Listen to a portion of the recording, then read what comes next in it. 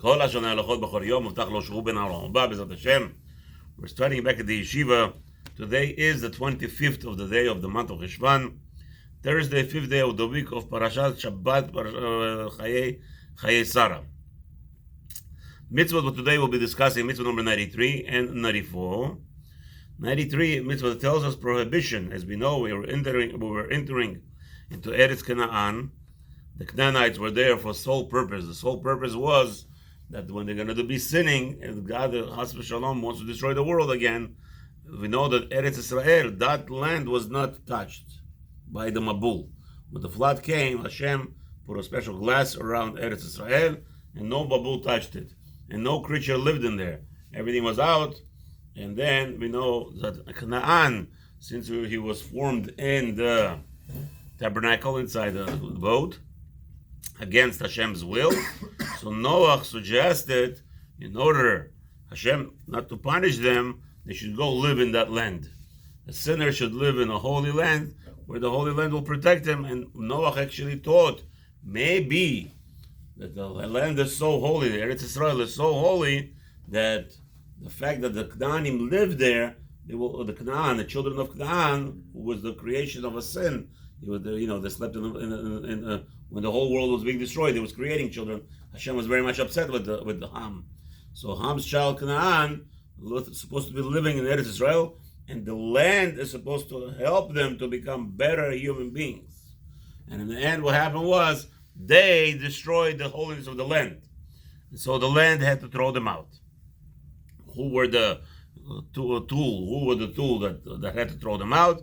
We, the Jewish nation. Now, the prohibition from God is that when we came to Eretz Israel from Egypt bondage, from after the settlement. What was the settlement? The settlement was, you had two children that Yitzchak had, Yaakov and Esav, and the deal was, Hashem says, I'm going to give this holy land to people who are going to follow all the rules of the deal that I made with the forefather, Avraham Avinu. What was the deal? The deal was, Hashem said that since Avraham Avinu made a little sin. What was the sin? He questioned God, which is a big sin for us. For Avraham Avinu, he didn't question God like, hey. He questioned God as they were talking. Avraham Avinu made a slight twitch of a tongue. He says, he didn't say like a chutzpah. He didn't ask Hashem, what are you doing to me? Like we do today. The most vicious, the most despicable question a person could ask Hashem, why are you doing this to me? God forbid. What do you mean, why are you doing it? Hashem is all good. What are you talking about? You don't understand. That's your problem. Avraham Avinu made a mistake. Avraham Avinu obviously understood all that. He knew Hashem from 3 years old and on. What happened was, Avraham Avinu said, Ribbon Shalom, I have a problem. You telling me that the land will be going to me. I don't have children. I'm almost 100 years already. I still don't have children. How? He just asked, how do I know? How do I know I'm going to have a child or something like that? So Kadosh Baruch Hu was very not pleased with Avraham Avinu because he's a tzaddik, a holy person. Hashem said, why? Why you ask such a question? I told you you're going to have. You should, even though Avraham Avinu trusts Hashem and everything, but just like he didn't ask literally like why you promised me wrong, or he definitely maybe questioned why. Maybe it's going to be Eliezer, maybe it's going to be Lot. Hashem said, I said you. So now the offspring, we had a choice. The offspring, since Hashem promised the land to Avraham Avinu, but he told him, but you should know that your offspring is going to have to suffer for your question, because the Satan is coming to me, and he's saying here Avraham Avinu doesn't have full trust. So what's the full trust? In order to prove Avraham Avinu, the Satan, that Avraham Avinu was fully devoted to Hashem, the deal was, Hashem said, made a decree. Somebody is going to have to take over the land, is going to have to be in bondage for 400 years. So then Yitzchak and Yitzchak had a son, Yaakov and Esav. So again, Ishmael could have taken the suffering, which means they have to go into bondage for 400 years. He chose not to? Or? Esav had to go to bondage, or Yaakov. Mm-hmm. So all three of them had to choose. Yitzchak said, I'm choosing Israel. Ishmael said, I'm out of here. I'm not suffering. Yitzchak lived in Israel. He never left. He never stepped a foot outside of the land of Israel. That's how holy he was. So Yitzchak said, I'm taking the 400 years. Knowing that it's not going to be him, maybe, but regardless, that was the deal. So Yitzchak says, we'll take Ishmael said, right away Ishmael ran out of Canaan. Ishmael settled outside of Canaan. Look, Baruch Hashem, they have 25 different countries, or 29, whatever it is. Every time they change numbers, it used to be 30, now it's only 25. I don't know what's going on there. Okay, anyway, but it's there. All the Ishmaelites, okay? Then, so Ishmael said, I'm not taking. Same thing happened to Yaakov and Esav. Yaakov said, I'm taking it, and Esav, because who had the first right to choose? Esav. Esav said, for sure I'm not taking it. Why should I suffer for 400 years? Let it go. So the Jewish nation was thrown out of Egypt, where it made them a humble nation, because don't forget, they were all mighty warriors, children of Avraham, Isaac, and Yaakov, warriors that had mythical powers. We talk about mythical powers, like a sight of a screech, people could just drop dead. That's how strong they were. So over there, so Hashem said, in order to bring them humbleness, I'm going to bring this again. Hashem made a deal with Avraham Avinu. He had everything in mind, obviously. So now the nation is in Egypt. We're coming back. We're coming back to Eretz Canaan now as a nation after the accepting the Torah. Now we're coming to Israel to take away the Canaanim. So those 7 nations, the Torah tells us, Mitzvah number 91, you must throw them out completely. You cannot make any peace with them, because there's no peace with people who are doing what they're doing. They were given an opportunity from the flood till today. It passed about 700, 800 years. That nation lived there, and they're defiling the land of the holy land of the whole world. Actually started to be built from that point. So that's mitzvah number 91. Number 92, we are prohibited to allow, like today, what somebody asked me, how do you know the land of Israel is controlled by Christians? Because first of all, the Christians, the crown decided, the English crown decided that we're going to get the land in 1948. And by the way, on one condition, right? That the Christianity, I believe they say that Rome, the Christian element, owns more land in Jerusalem than anybody else. And they have a big center over there, the whole thing, okay? They have schools over there, the Christianity. So the Torah actually prohibits us. Anybody who does any idol worship, anybody who does prescribes that there is a Son of God, there is anything that has anything to do against our religion, we have a prohibition to allow them to settle in the land. That's mitzvah number 94.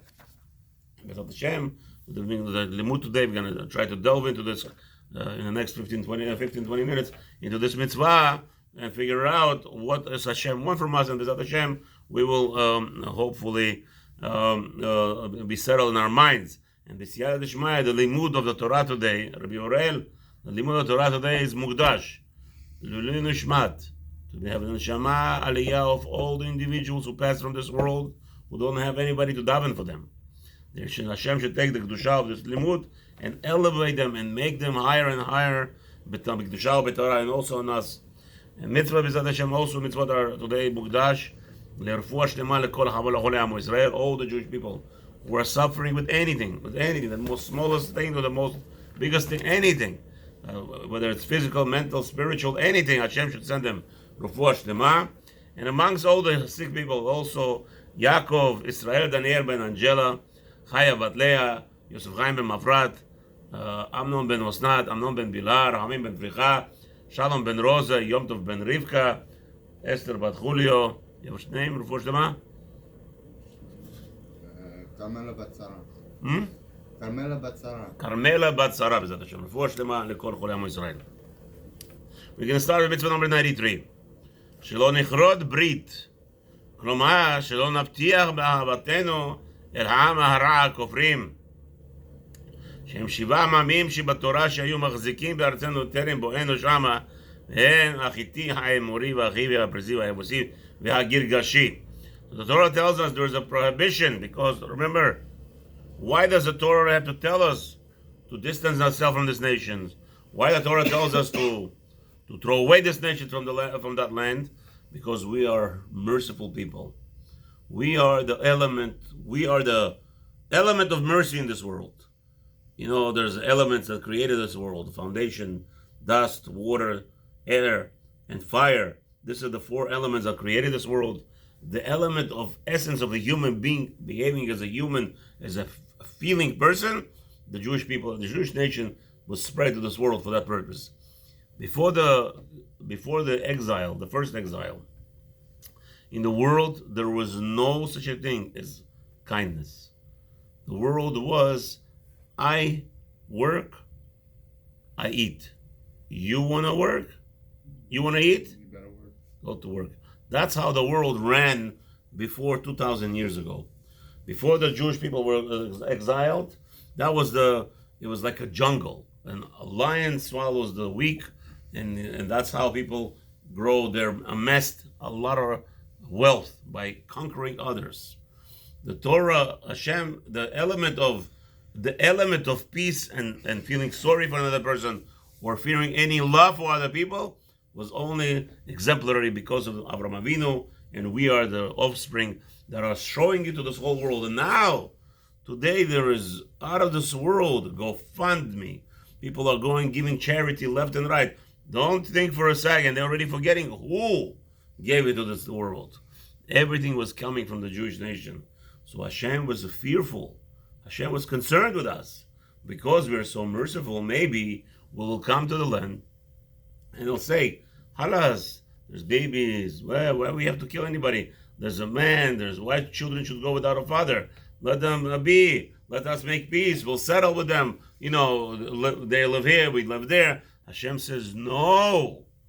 Lo tichrod. It says in Shemot chapter 23, Pasuk 32, Lo tichrod lahem brit v'le'elohehem brit. You're not allowed to make any covenant with these people. They're here for 800 years. And they have not done one thing to show to Hashem that they want to do teshuvah, that they want to be notea, to tilt towards the right lifestyle. 800 years in the Holy Land. The only reason why they're there is because of Noah's intention, and they failed miserably. So Hashem says, these people, you could only have bad things out of them. So don't make peace with them. כלומר, שלא נעשה עמהם שלום, ונניח אותם לעבוד העבודה זרה, חס ושלום, to allow them to stay and let them do whatever they want to do there. That is the most vicious thing for us. Not allowed. Why? This is the reason. לאבד עבודה זרה וכל משמשיה מן העולם.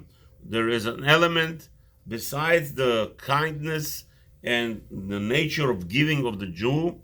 We are tasked with another force. What? To get rid of all the Zara and get rid of all the people who believe this nonsense. What?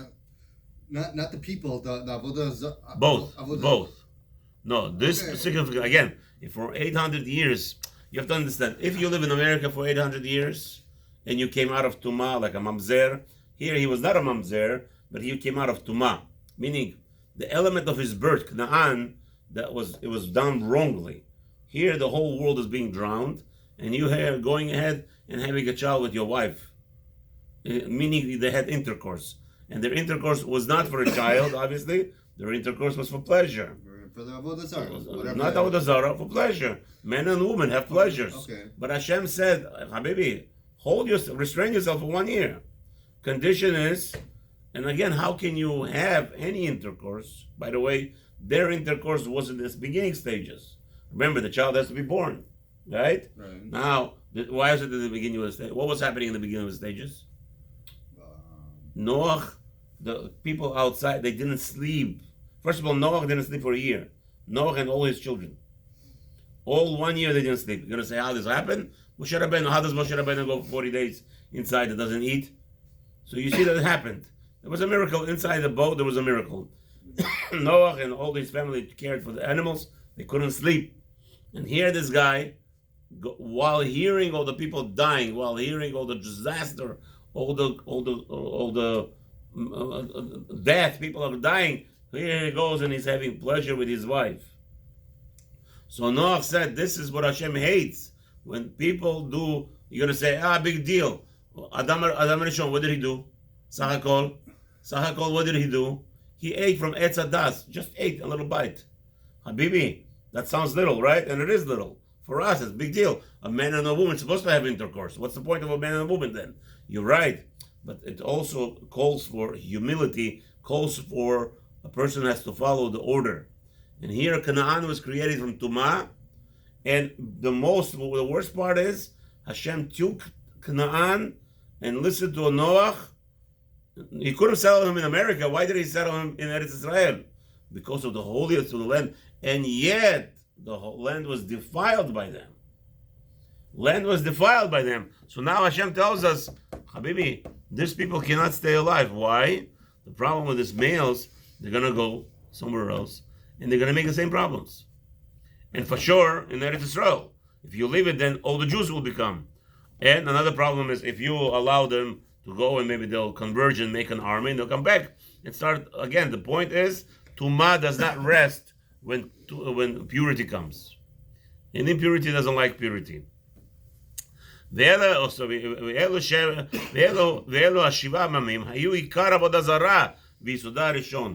was were they doing? Like Palestinians today, they call themselves Palestinians. They're not Cananim also. The problem was the holiness and Tumah are always contracted, right? They're always fighting. The reason why this world still survives is because they are fighting evenly. The problem is, Tumah sometimes could overpower purity. The impurity overpowers, so they'll be happy sacrificing their children. They'll be happy to do all the devious things. And Canaani were number one that actually presented to the whole world how to behave.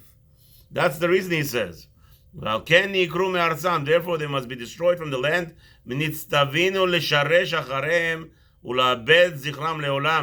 we are commanded even more than that, to go and catch them wherever they are in the world and kill them. Destroy them.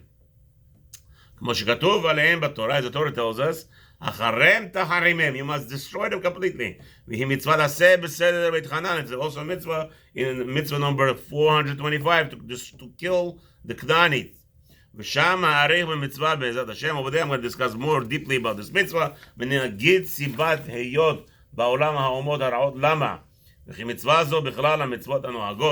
Okay? And it says, and all this ras over there, why did Hashem create this element? Why did Hashem put such an element of evil nations, of evil behavior people in this world? We'll discuss mitzvah number 425 over there more deeply. From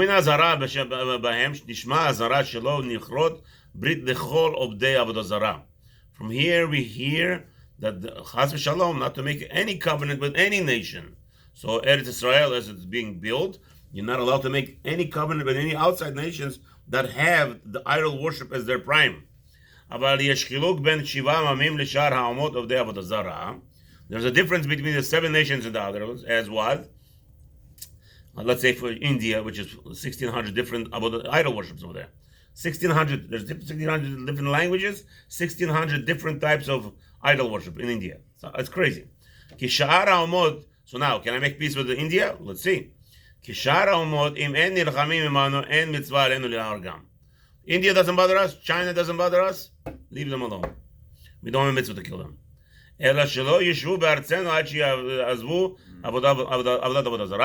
However, they want to come and live with us. They could live with us on one condition, that they don't do anything with their idols. However,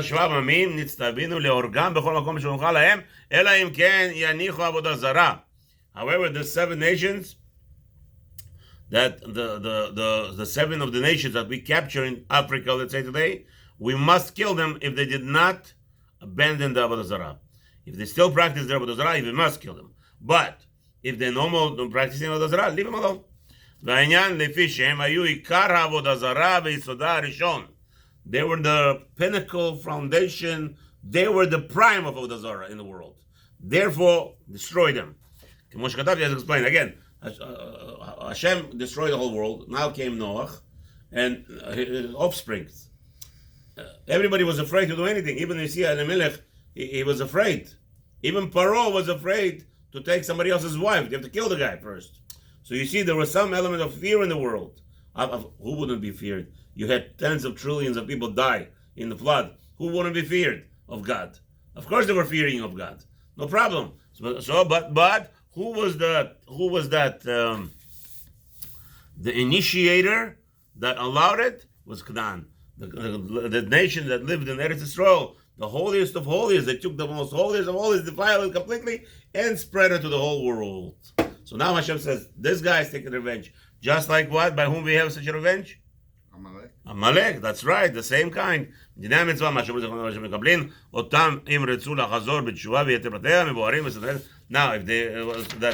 to do tshuva, we could take them also. Let them live in Eretz Yisrael if they regret doing the Avodah Zarah. Okay, mitzvah number 94. Now, a delegation from India comes, or from Rome, or anywhere in the world, and they say, we want to buy a piece of land over here, we want to make peace with this country, and we want to do mischar, we want to do business. So the rule is, if they are idol worshippers, outright, you're prohibited to allow them to buy anything in the land. The land of Israel belongs to the Jewish nation. There's a full prohibition. Shneimar, it says in chapter 23, pasuk 33, Lo yeshvu b'artzecha pen yachtiu otcha li. The whole element of their prohibition, like today, you're going to say, Baruch Hashem, we're exposed to Torah, and everything is nice. Right? There's a lot of Torah spreading in Israel. It's true. But you should know that there's a bigger element of Christianity. Christianity over there right now, Jews for us, their job is so big. They're catching kids in universities. The Christian power of overpowering the Judaism out of the world. Why is that? Why they have such a stronghold? What do you mean why? You don't know? Very simple. They have most of the land, very wealthy, very successful, and they talk very nicely, and they speak Hebrew, and they persuade Jews to go after them. And that's the prohibition.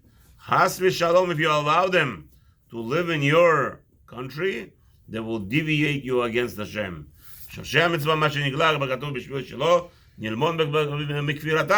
Again, we're not allowed to learn from their lifestyle, and Hashem therefore prohibits us to allow them to settle with us, because if they settle with us, for sure they will mislead us. People don't understand. You see people over here.